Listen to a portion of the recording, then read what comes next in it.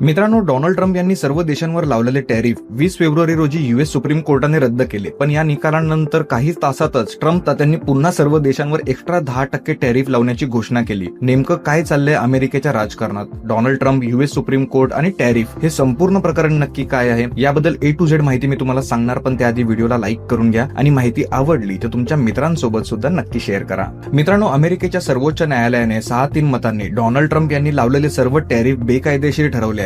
कारण हे सर्व tariff international emergency economic powers act 1977 च्या अंतर्गत लागू करण्यात आले होते आणि या कायद्यात राष्ट्रपतींना टॅरिफ लावण्याचा अधिकार नाहीये असं कोर्टाने स्पष्टपणे सांगितलेलं आहे. अमेरिकेच्या संविधानानुसार टॅरिफचा अधिकार मुख्यतः काँग्रेसकडे आहे. त्यामुळे हे टॅरिफ रद्द झाले. कोर्टाचा निर्णय आल्यानंतर ट्रम्प तात्यांनी पुन्हा घोषणा केली, मी नवीन 10% जागतिक टॅरिफ निर्णयावर सिग्नेचर करत आहे, जो सर्व देशांवर लागू होईल. मग आता प्रश्न असा आहे की कोर्टाने राष्ट्रपतींना टॅरिफ लावण्याचा अधिकार नाहीये असं म्हटलंय, तर ट्रम्प तात्यांनी पुन्हा 10% एक्स्ट्रा टॅरिफ कसा काय लागू केला? यावेळी डोनाल्ड ट्रम्प यांनी ट्रेड ऍक्ट ऑफ 1974 च्या सेक्शन 122 चा आधार घेतला आहे. या तरतुदीनुसार राष्ट्रपतींना मर्यादित कालावधीसाठी म्हणजे 150 दिवसापर्यंत टॅरिफ लागू करण्याचा अधिकार आहे आणि यासाठी काँग्रेसची तत्काळ मान्यता आवश्यक नसते. ट्रेड ऍक्ट ऑफ 1974 हा international emergency economic powers act पेक्षा वेगळा कायदा आहे, जो विशिष्ट परिस्थितीत राष्ट्रपतींना टॅरिफ लागू करण्याचे अधिकार प्रदान करतो. मित्रांनो, डोनाल्ड ट्रम्प असे का वागतात, यामागचा मास्टर प्लॅन काय असू शकतो यावर मी सखोल अभ्यास केलेला आहे. जर तुम्हाला सुद्धा याबद्दल सविस्तर माहिती हवी असेल तर कॉमेंट मध्ये लॉंग व्हिडिओ लिहा. या विषयावर मी नक्की व्हिडिओ बनवेन. आणि हो, क्रिप्टो मार्केट बद्दल असेच इम्पॉर्टंट अपडेट मिळवण्यासाठी क्रिप्टो क्रांती चॅनलला सबस्क्राईब करा.